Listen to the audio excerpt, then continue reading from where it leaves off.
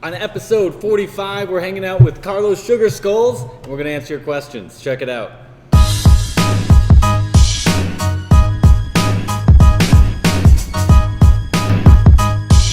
Ask away. It's F&F Q&A.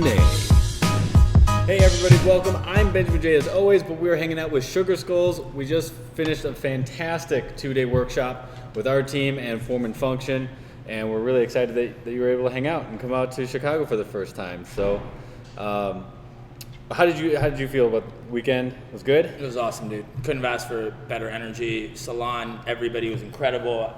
It was too much fun, dude. Awesome. Didn't even feel like work, dude. It was awesome. So we had to use this as an opportunity for us to do a little F&F Q&A. So we got some great questions from you, and let's just get into answering some good stuff. This owner asks, what did you or do you find useful when building a large Instagram or social media following? Well, what I kind of did, I luckily just was taking every opportunity in the beginning, and I found some really cool makeup artists just to collab with. I feel like in the beginning, when what was that first site called? It was just where everybody was picking up models. They were like small. Model Mayhem? Model Mayhem, exactly. When that started and everybody just started to collab, I was just saying yes to everything. I was just picking up every gig, doing it, and just showing that I was active in the industry. Like just being like network, like the word networking, I feel like can get so spread thin. Like we're just like, I don't even know what that means anymore. But just hanging out. For a lot of people, it means just hanging out and drinking after exactly, an event. Exactly. And so I just started just doing as many jobs as I could, even when I didn't even feel comfortable. And it was on my days off where I'm like, in the beginning, just say yes to everything. Do as much as you can. And then slowly people started like putting me on like better gigs. And then it just slowly grew. It grew so organic though, which I love that it was just, there wasn't like a big boom. It was just slowly. But I'm like, just slow and steady wins the race. I feel like what I've seen both in your page and other pages that we follow that get a big following, it's like it takes a lot to get to a certain point, but then once you hit that scale, it accelerates, you know. After After 10K, like it really starts to accelerate. Like. And even like, I know our page has a much smaller following than yours, but even seeing it go from like 500 to 1,000, like that took a long time. Then getting from 1,000 to 800 was a lot faster, or 1,000 to 1,800, I should say. We lost 200 followers. That was easy. No, but it grew to 1,800 like way faster. And so, you know, I can only imagine that then as you get more followers, the growth just kind of continues to accelerate. I would also say probably being really, really focused. I know that was something that you mentioned a lot, is that, you know, having a specialty is really something that what people want to see. They don't want to see a page full of everything. Yeah. Just so many like quotes that I hear is just like, if you're a little bit about everything, it kind of shows that you're all about nothing in a sense. So it's just, don't confuse your audience, stick to something, be consistent, show the same work. People like to see that. I want my Instagram to look like a folder. Now I'm trying to be a little bit more interactive with it, where I want to put my personality. There was a time where I didn't want to even show my face. Like I used to get messages with people being like, yo, you guys are doing great. And I was like, it's just me. I was all like, but that's what I also loved about just calling it Sugar Skulls versus being like Carlos Ramos, you know, Salon or something like that. Yeah. So I felt like it was easier to just build like a team off it, like almost like a band, like Johnny Smith and the Rockets or something like that. We're like, why can't we just all be the Rockets? Right. Like, let's just do that. This stylist asks, what advice do you have for someone interested in becoming an independent traveling artist working for themselves? I mean, it's tough, like, even with the education that I tell everybody, I'm like, I went to college for like 5 years in the beginning, from 18 to like 24, and I just studied English and I minored in speech, so I was already kind of good at that. And I played in bands for a long time, and I was a front man, so I kind of got comfortable standing in front of people and just almost like, when you're a front man, like, you have to hold that energy. Right. You can't, like, even when there's a whole bunch of people and I bring artists in, like, even again, if I start to suck, you know, you almost have to catch that. You know, you have to be like, Carlos, so now that you're not talking, what did you do? Like, it's kind of our responsibility, whoever's hosting this thing. And then just being thorough and just being right, like, know your stuff. Like, study the hell out of whatever you're doing. Like, just geek out. Like, I love saying geek out and nerding out on stuff just because I'm like, find a way to just have fun obsessing over something. Like, obsession sounds like so like evil and just kind of like creepy in a sense. No, but like that's one of the things that we always say is obsessed with success. You know, Yep. so like if you want something, you're gonna have to do a lot, give up a lot of time, give up hanging out with your friends, Sacrifices. and like go all in on something. And I would say be very specific with what, kind of like what we were saying about social media, is be very specific with what you're going to go in on, because most of the educators, especially independent people that you see getting picked up, they're known for one thing. They're known for men's cutting. Christian's known for cutting. I'm known for business stuff.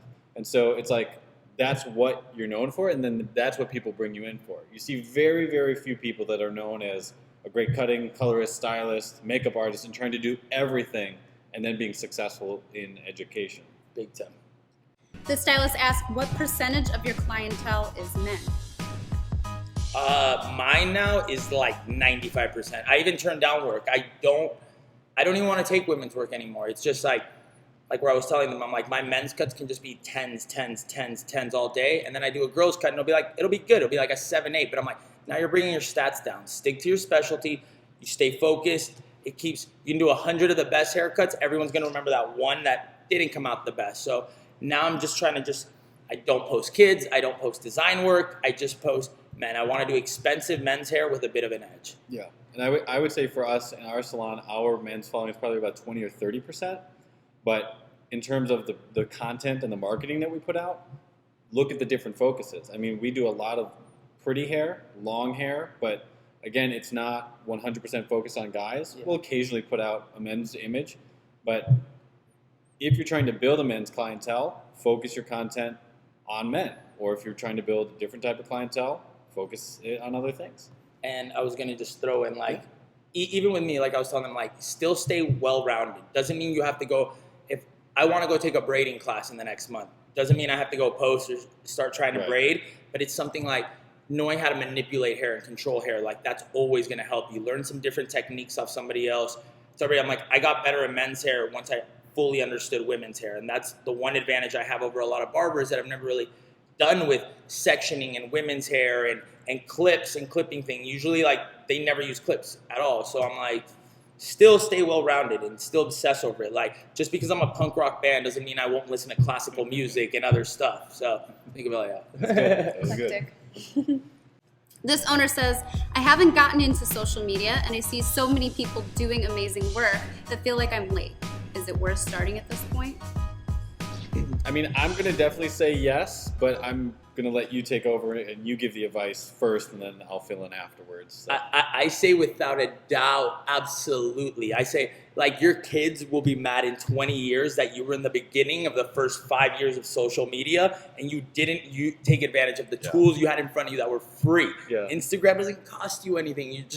You have an awesome phone in your pocket that can hold up to almost 30,000 pictures. I'm like, photograph stuff. Use it. You're not late. Late's gonna be in 15 years when you're like, ooh, why didn't I do it? Why didn't I take advantage? It's not too late. And I would add to that followers aren't exclusive. So it's not like, well, I'm only gonna follow one hair cutter. I can only follow Sugar Skulls. I'm not gonna follow Christian Awesome.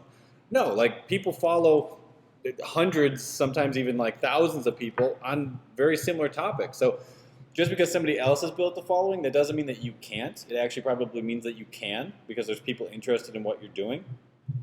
But I would absolutely say jump in. If you feel like you're already behind on Instagram, well, then maybe Snapchat is your new deal, or Peach, or whatever that other one is that is kind of trying out. But I would say go to where the people are, and Instagram is the perfect platform for hairstylists and stuff, because it's so visual. And if you feel like you want to get into it regardless of how big of an audience you think you might build.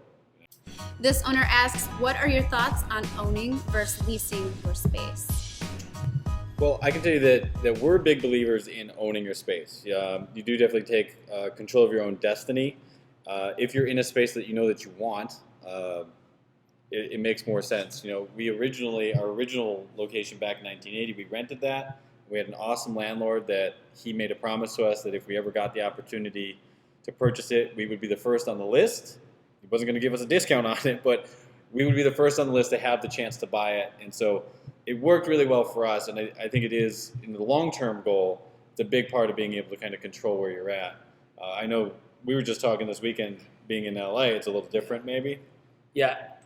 I mean, even on that question, I feel like you really just need to figure out what you want. If you want to be committed, right now, I love having my spot. And when I I don't know if I'll be there in another year. And when I thought I might almost lose it, like it kind of freaked me out. I wanted to own the spot, and I was just like, is that really what I want? Or do I want to travel? Or do I like that my spots always become a new spot? Like every year I've been in a new spot so far, and I feel like it's almost become like my style, like where I'm like this little weird vagabond that's just like jumping around doing hair. And I'm like, but again, if that's what you want to do, if you're 100% confident on that, then do it. Then I think the styles are very different. Definitely, big time. We could not be doing a build out every Yeah. every year and a half and be like changing it up. Yeah, we got a new salon across the street. So depending on your personal setup, if you got a big team or a small team, and exactly what you're going for, there's definitely advantages to both. So you just got to know what you're trying to shoot for. So this was F&F Q&A 45. You can always follow us here. Subscribe. Do what you do.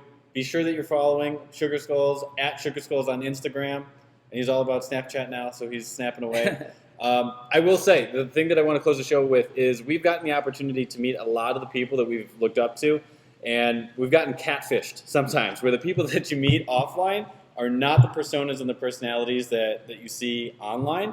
And I can say that meeting him this week and having him come in for class has been awesome. Thanks, and you've definitely lived up to what our expectations, and I think blew them away too. Thanks, so guys. We'll definitely have you back and be doing a lot more. Love it, man. Have the best time, dude. Seriously. Thank you, guys. Thank you, guys. Thank you, guys.